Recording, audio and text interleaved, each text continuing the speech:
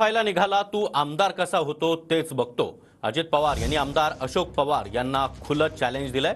तर अजितदादांनी अशा वल्गना करणं चूक असल्याचं अशोक पवार म्हणाले. शरद पवार मंत्रिपदाबाबत प्रेमापोटी बोलल्याचं देखील अशोक पवार यांनी म्हटलंय. दरम्यान अशोक पवारांना मंत्रिपद मिळणार असं शरद पवार यांनी म्हटलं होतं.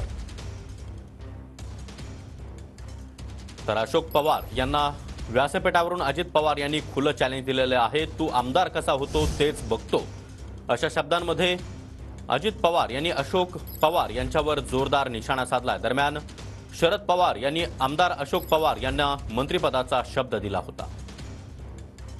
मला घरी आल्या आल्या आमदारांनी सांगितलं असं असं अशोक म्हणत होता आणि नंतर तो तिकडे गेला.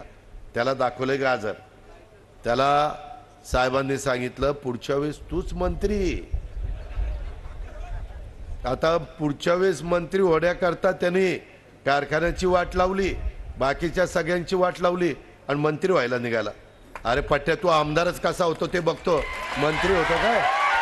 याला अजित पवारने एकदा मनावर घेतलं तर मी म्हणणाऱ्यांना मी आमदार होऊन दिलं नाही.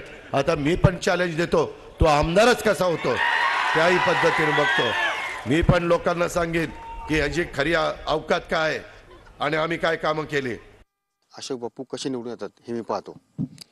मला वाटतं निवडून आणायचं किंवा पाडायचं ही जनता ठरवते. अशा वल्गना करणं चुकीचं आहे. आणि मग माझ्यासारखा कार्यकर्ता आज शरदचंद्र पवार साहेबांच्यावर निश्चित प्रेम करणार आहे. हे माझ्या कॉलेज जीवनापासून खूप वर्ष झाले त्याला. त्यामुळे मी साहेबांच्यावर राहिलो. कदाचित त्याच्यामुळं अशा पद्धतीचं वक्तव्य दादांच्याकडनं होत असं. त्यांचं म्हणणं असं आलं की अशोक बापू पवार यांना कुठेतरी मंत्रिपदाची स्वप्न पडली होती, मात्र दिलीप वळसे पाटलांना मंत्री केल्यामुळं तुमची नाराजी त्याच्यामुळे आली, त्यामुळे तुम्ही शरद पवार गटाकडे गेलात. साहेब, मी कॉलेज जीवनापासून शरद पवार साहेबांच्यावर प्रेम करतो. त्यामुळे ह्या मंत्री मी मागं सांगितलं, आज पण मी माझ्या आमदारकीचा राजामध्ये यायला तयार आहे पवार साहेबांनी सांगितल्यानंतर. त्यामुळे मंत्रिपद तर खूप दूरचे साहेब. पवारसाहेब बोलले ते त्यांच्या माझ्या प्रेमापोटी बोलले असतील म्हणून काय याचा अर्थ मी लगेचच मंत्री होण्यासाठी इकडे गेलो. कारण सुशांत सर मी सुनील, TV9 मराठी, शिरूर, पुणे.